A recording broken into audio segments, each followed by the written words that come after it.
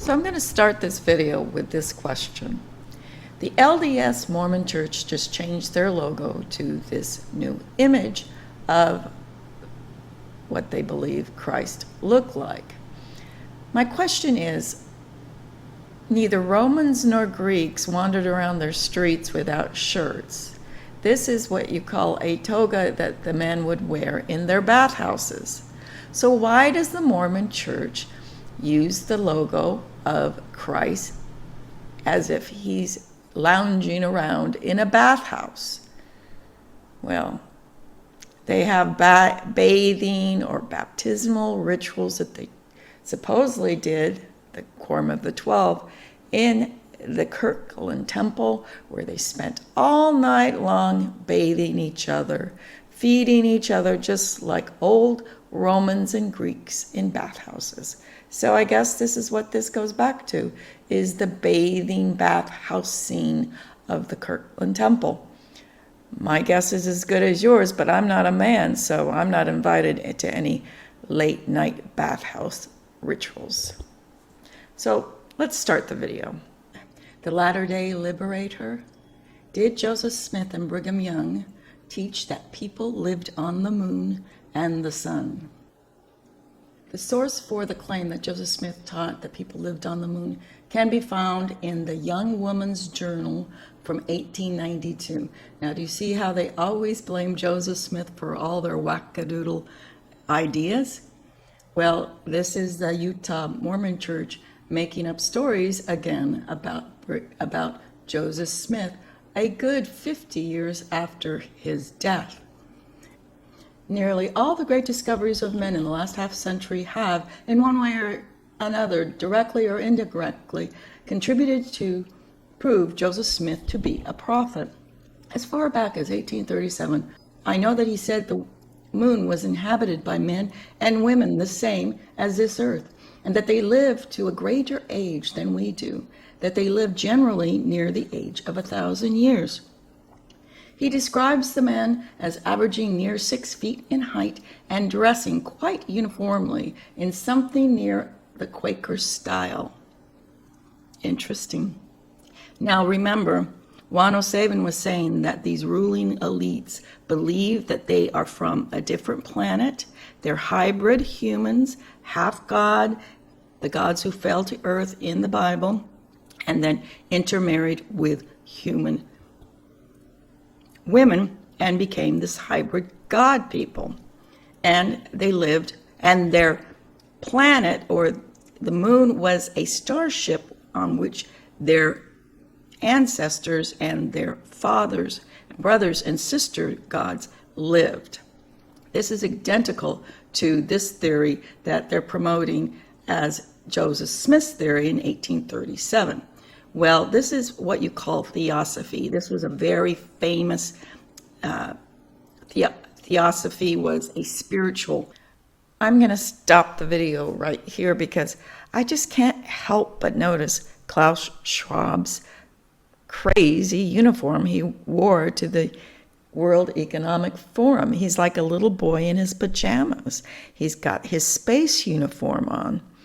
And they've already identified these front men as being, they call them autistic psychopaths.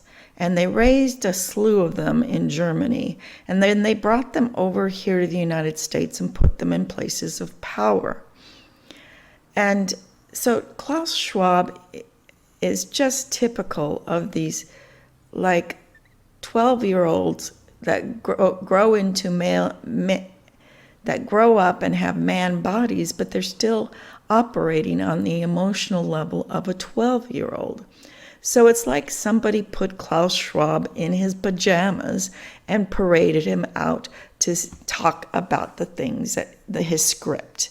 And they're autistic Asperger's. So they're very mechanical and can learn things. They have photographic memories, and they can act and parade around as human people, but inside they are robotic. And this is also Dr. Fauci. He can say one thing if his script that he's given, he can contradict himself the next without flinching. He smiles while he completely contradicts himself because there's nothing going on inside their brains.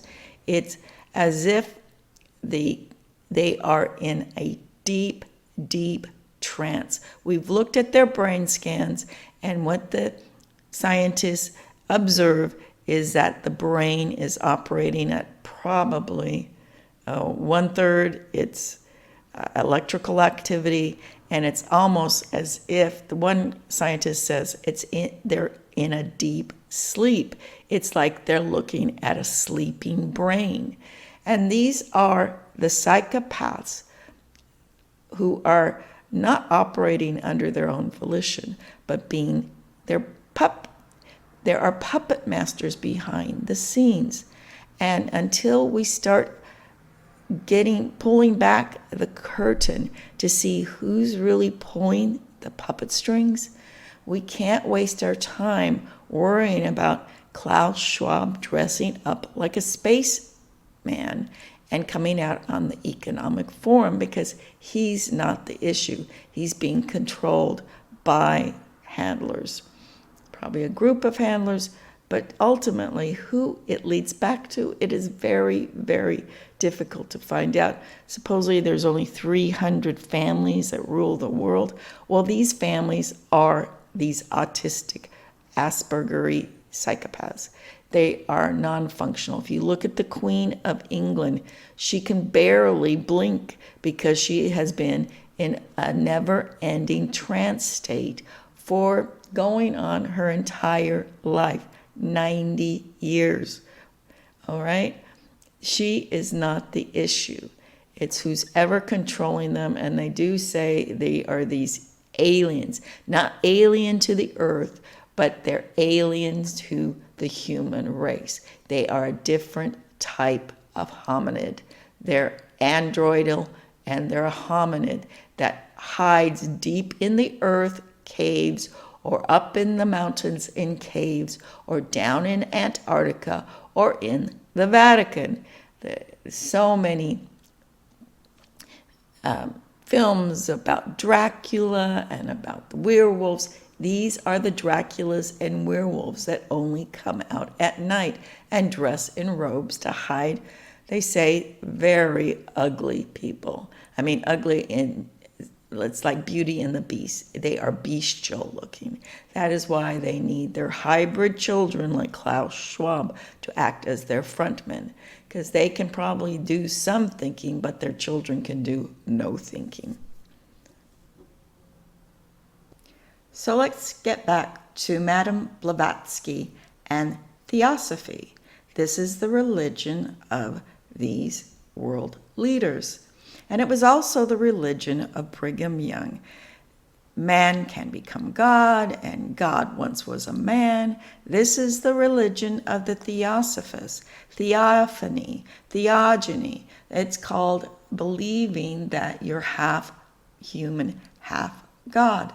And if you teach these young boys this special type of religion, of course they're going to want to embrace it. This is why our globe is in such a reprehensible state, is because young boys are taught that they are somehow so godlike that they must rule the world.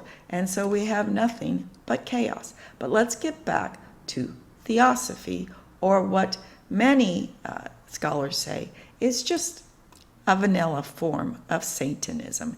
It's a socially proper way of saying, hey, I'm a white witch rather than a black witch. I'm a white theosophist rather than a black theosophist. Well, I'm a white Satanist rather than a black Satanist, or a red Satanist, or a green Luciferian. Who knows? It's all so confusing. By Russian clairvoyants, and they communed with spirits of the dead. Madame Blavatsky has many volumes, huge volumes, outlining their philosophy as far as the evolution of man.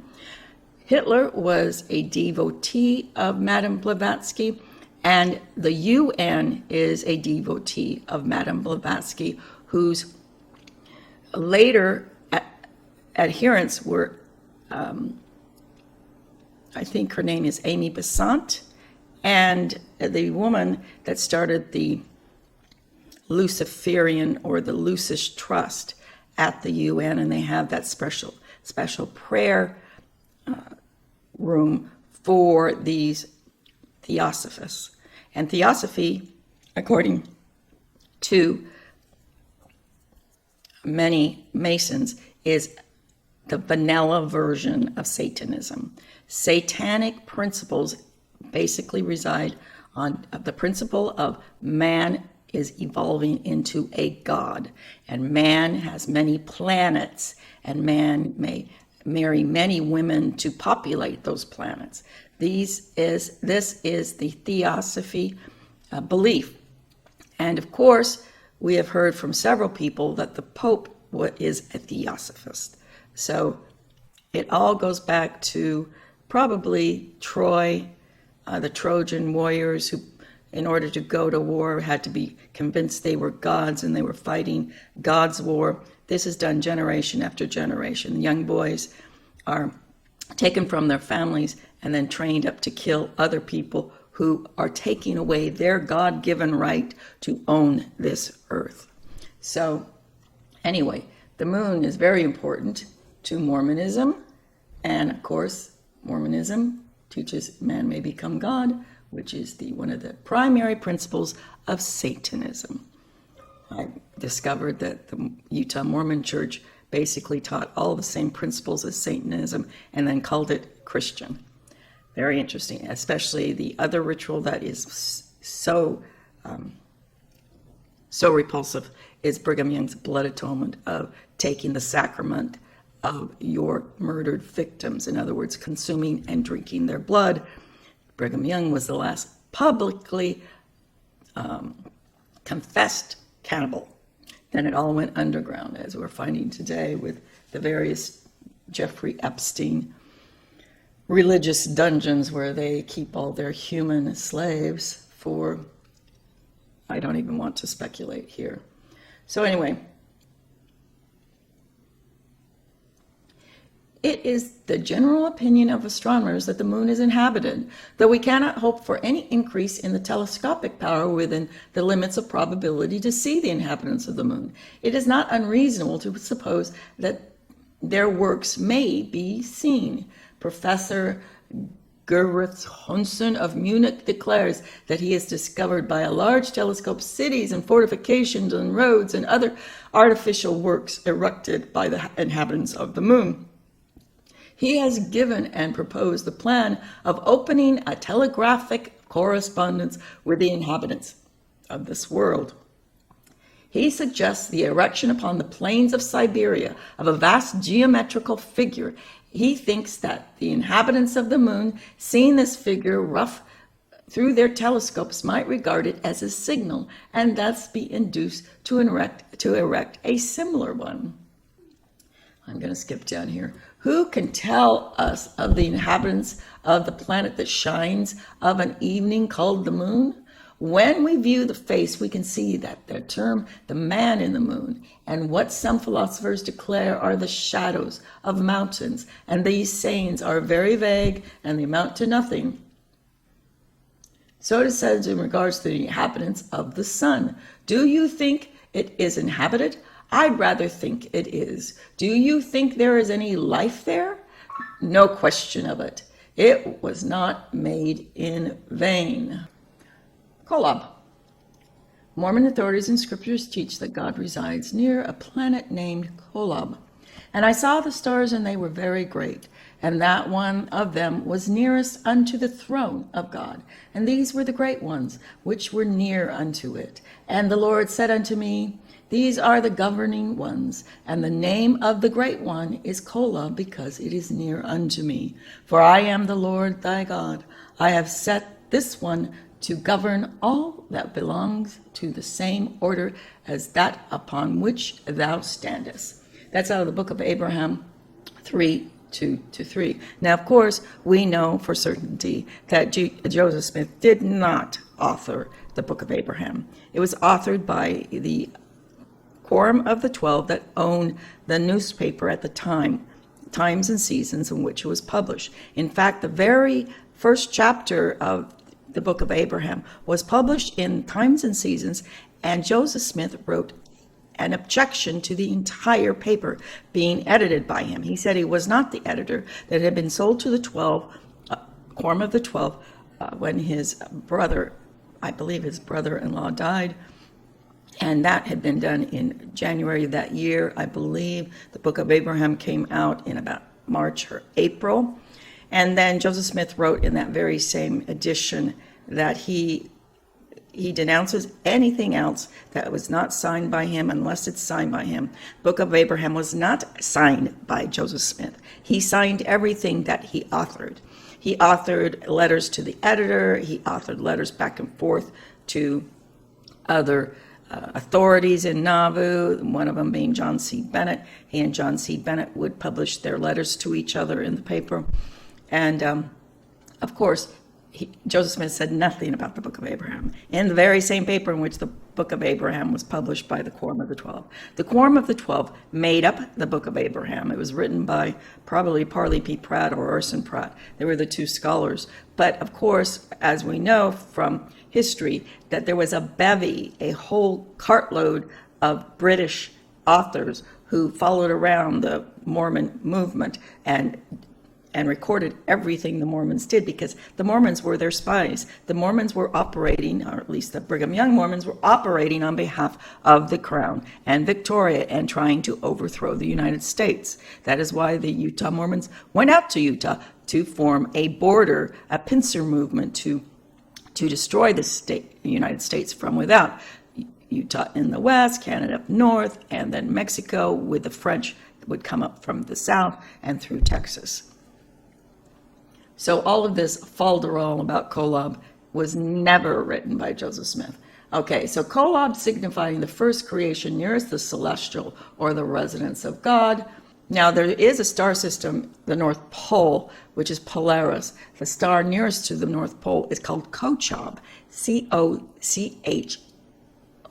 I believe, or C-O-C-H-A-B. Close enough to Kolob. So they probably kind of mispronounce Kochab and Kolob. Same with Adam Diamond. Adam Diamond means the first primordial man, or Adam Kadmon. It's the Jewish version of the hermaphroditic God, or as Satanism calls it, the Baphomet, the hermaphroditic God, out of which God divided and cloned Eve out of Adam's rib.